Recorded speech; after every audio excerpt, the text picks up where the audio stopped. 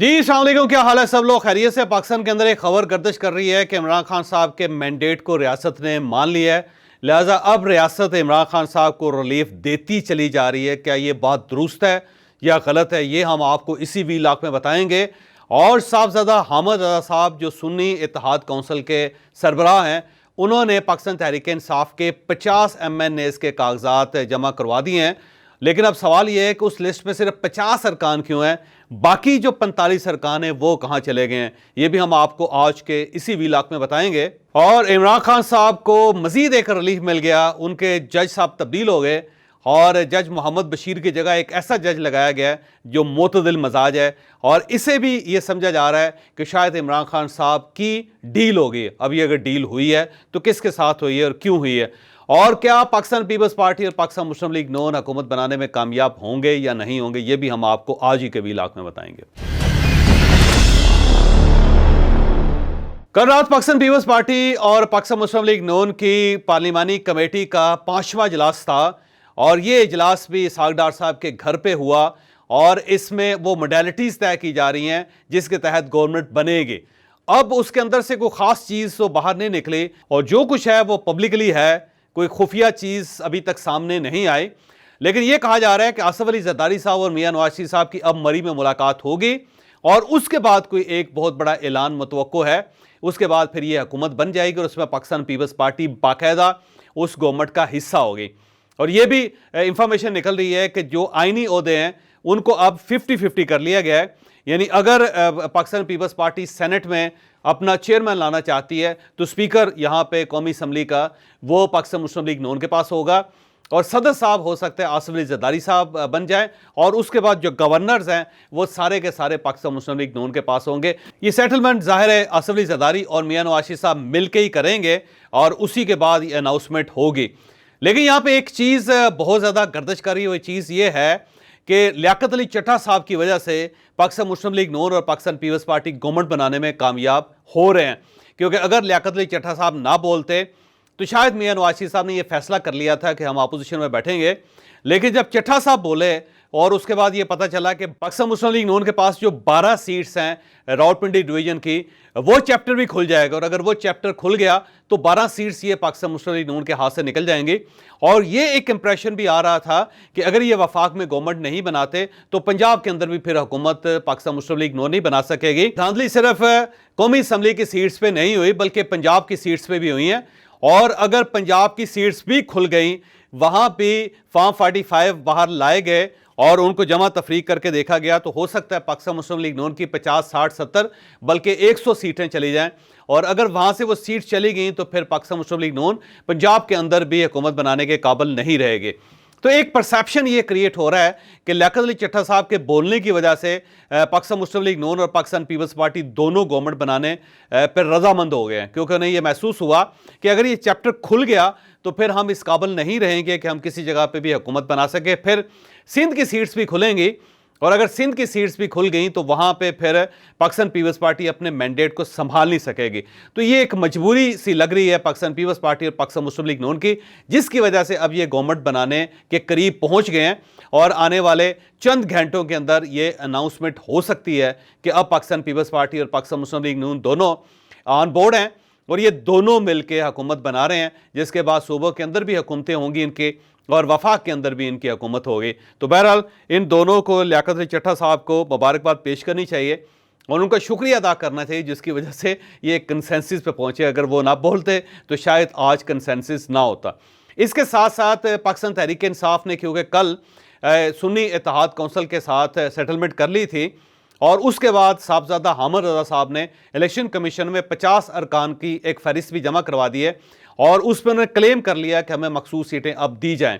अब सवाल यह कि क्या इन्हें मखसूस सीटें मिल जाएंगी या नहीं मिलेंगी। मेरी इंफॉर्मेशन के मुताबिक इन्हें मखसूस सीटें मिल जाएंगी, क्योंकि पेशावर हाई कोर्ट में भी एक पटिशन पाकिस्तान तहरीक इंसाफ की तरफ से जमा हो चुकी है। आज ही उसकी हेयरिंग है और हो सकता है पेशावर हाई कोर्ट से यह हुक्म आ जाए इलेक्शन कमीशन को कि अब क्योंकि इन्होंने सुन्नी इत्तेहाद कौंसिल के साथ सेटलमेंट कर लिए, लिहाजा इन्हें मखसूस सीटें दी जाएं। अब एक और सवाल बहुत ज़्यादा यहाँ पे गर्दिश कर रहा है कि साहबजादा हामिद साहब ने जो एक फहरिस्त जारी की है उसमें सिर्फ 50 अरकान है पाकिस्तान तहरीक इंसाफ के, बाकी 45 अरकान कहाँ गए हैं। उसके बारे में एक इंफॉर्मेशन तो यह है कि शायद वो पार्टी के रेडियस में नहीं है, पार्टी को वो मिल ही नहीं रहे और पार्टी उस बात पे परेशान है कि वो 45 अरकान किधर चले गए हैं। और एक दूसरी इंफॉर्मेशन ये है कि अभी तक पार्टी सिर्फ 50 लोगों से हल्फनामे ले सकी है और बाकी 45 जो अरकान हैं उन्होंने अभी हल्फनामा नहीं दिया। उन्होंने पार्टी को लिख कर नहीं दिया कि हम आपके साथ ही रहेंगे, इस वजह से उनके नाम सर सिलेक्शन कमीशन को नहीं दिए जा सके। अब अगर तो ये बात दुरुस्त है कि वाकई 45 लोगों ने हल्फनामे जमा नहीं करवाए और ना ही उन्होंने इस्तीफे दिए हैं और ना ही उन्होंने सुन्नी इत्तेहाद में शामिल होने का फैसला किया है, तो फिर वो 45 अरकान मशकूक अरकान है।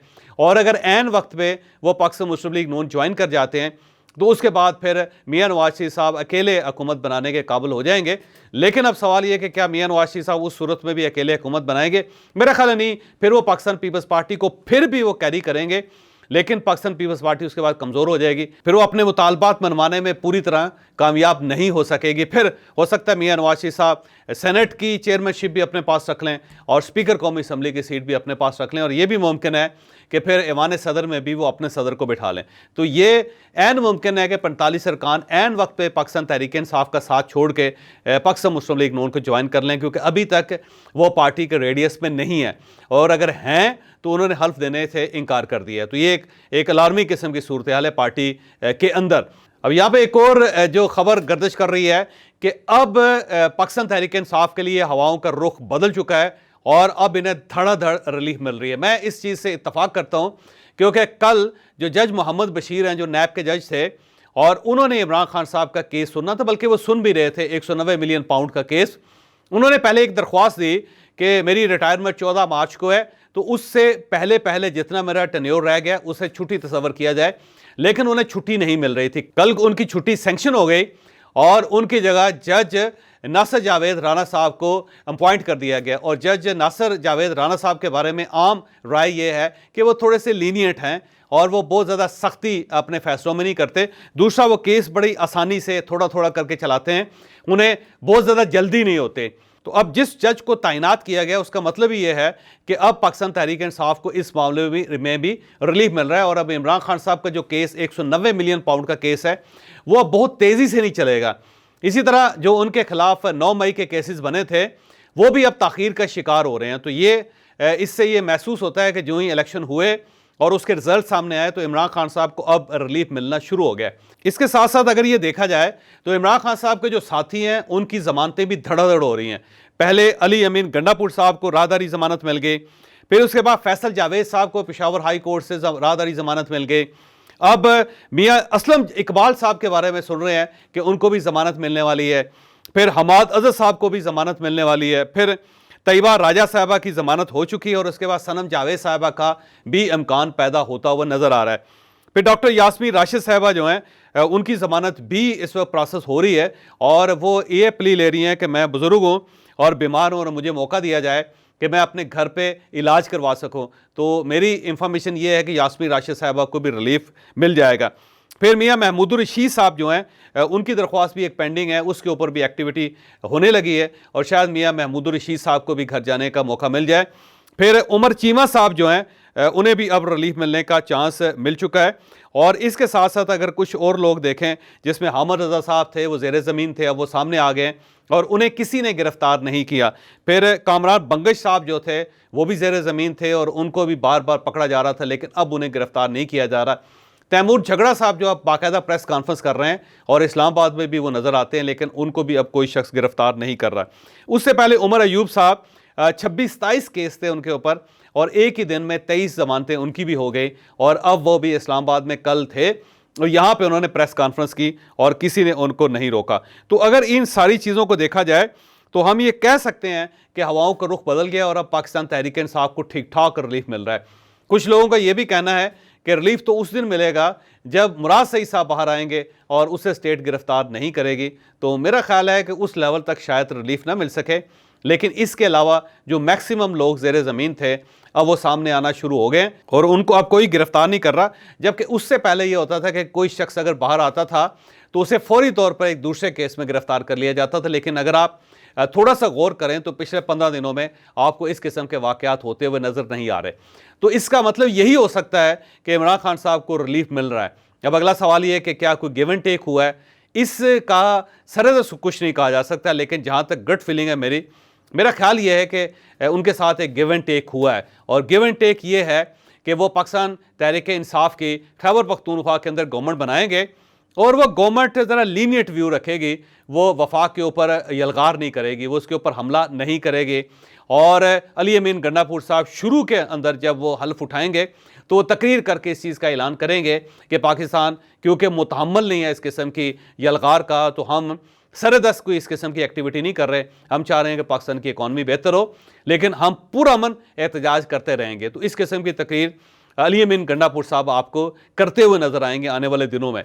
फिर ये भी गिव एंड टेक का हिस्सा है कि वफाक के अंदर इमरान खान साहब अपनी पार्टी के साथ बैठेंगे और ये पार्टी अपोजिशन करेगी, लेकिन बहुत ज़्यादा शोरो गोगा नहीं करेगी। ये चाहेगी कि इकॉनमी थोड़ी सी बेहतर हो और फिर उसके बाद अगर कोई इशू है तो फिर उसको एड्रेस किया जाए। और इसके साथ साथ पाकिस्तान तहरीक इंसाफ अदालतों के अंदर अपने केसेस उठाती रहेगी। जो धांधली हुई है उसके फॉर्म 45 लेके इनके उम्मीदवार अदालतों में जाएंगे और अगर अदालत कन्विंस हो जाएगी तो फिर इनको सीट्स मिल जाएंगे।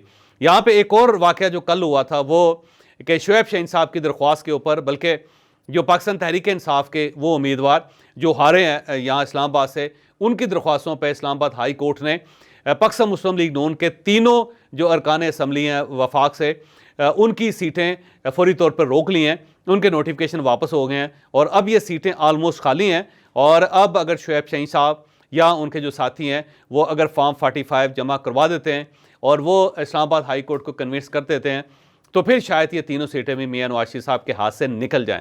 लेकिन ये डिपेंड करता है मियां नवाज शरीफ साहब पे कि क्या वो गवर्नमेंट बनाते हैं या नहीं बनाते। अगर वो गवर्नमेंट नहीं बनाते तो फिर मेरा ख्याल ये है कि उनके 21-22 MNAs जो हैं वो इनके हाथ से निकल जाएंगे। फिर फॉर्म 45 का हिसाब होगा और उसमें मुझे यूँ लगता है कि पाकिस्तान तहरीक इंसाफ के पास एविडेंस हैं और उन एविडेंस की रोशनी में शायद सीटें पाकिस्तान मुस्लिम लीग नून के हाथ से निकल जाएं। और फिर ये जो लियाकत अली चट्टा साहब का जो एतराफ़ था, ये एतराफ़ भी हो सकता है पाकिस्तान मुस्लिम लीग नून के गले पड़ जाए। तो अगर तो पाकिस्तान मुस्लिम लीग नून ने पंजाब के अंदर गवर्नमेंट बनानी है तो फिर उन्हें यहाँ पे भी गवर्नमेंट बनानी पड़ेगी। और इनके साथ साथ पाकिस्तान पीपल्स पार्टी भी, अगर पाकिस्तान पीपल्स पार्टी सिंध में वाकई अपनी गवर्नमेंट बनाना चाहती है तो उसे वफाक में पाकिस्तान मुस्लिम लीग नून के साथ बैठना पड़ेगा। और अगर वो नहीं बैठती तो फिर जाहिर है वहाँ पे GDA का बहुत बड़ा एहतजाज चल रहा है सिंध के अंदर। फिर वहाँ पे सारे इलेक्शन जो सिंध के हैं वो भी खुलेंगे और जब खुल गए तो फिर उनको बंद करना इतना आसान काम नहीं होगा। और साथ साथ पंजाब के अंदर भी पाकिस्तान मुस्लिम लीग नून ने जितनी सीटें हासिल की हैं उन सब का हिसाब भी होगा और उस हिसाब में भी पाकिस्तान मुस्लिम लीग नून जीत नहीं सकेगी, फिर वो वहाँ पे गवर्नमेंट बनाने के काबिल नहीं रहेगी। तो मियां नवाज शरीफ साहब के हाथ बंधे हुए हैं। अगर तो उन्होंने सिस्टम के अंदर रहना है तो फिर उन्हें सिस्टम को मानना पड़ेगा। सेम इमरान खान साहब अगर वो सिस्टम को नहीं मानेंगे तो फिर सिस्टम में वो रह नहीं सकेंगे। तो इमरान खान साहब की मजबूरी है क्योंकि उन्हें खैबर पख्तूनख्वा में गवर्नमेंट बनानी है और अगर खैबर पख्तूनख्वा का सूबा भी उनके हाथ से निकल जाता है तो फिर अगले 5 साल तक उनके हाथ में कुछ नहीं आएगा। तो वो चाहेंगे कि खैबर पख्तूनख्वा में बैठें और जाके वो मज़े करें और स्टेट को, जो स्टेट की फोर्सेस हैं, जो स्टेट की सहूलतें उसको इंजॉय करें और साथ साथ वो कौमी असम्बली में बैठेंगे। और ये बाकायदा गिव एंड टेक है दोनों तरफ से, पाकिस्तान तहरीक इंसाफ की तरफ से भी, पाकिस्तान मुस्लिम लीग नून और पाकिस्तान पीपल्स पार्टी की तरफ से भी। लिहाजा इस सिनेरियो को देखा जाए तो ये कहा जा सकता है कि अगर हवाएं पाकिस्तान मुस्लिम लीग नून और पाकिस्तान पीपल्स पार्टी को सपोर्ट कर रही हैं तो अब ये हवाएं पाकिस्तान तहरीक इंसाफ को भी सपोर्ट कर रही हैं। लिहाजा वो लेवल प्लेइंग फील्ड जो इलेक्शन से पहले सारी पार्टीज़ मांग रही थी अब वो सबको मिल गई है, स्वाय मौलाना फजलुर रहमान साहब के।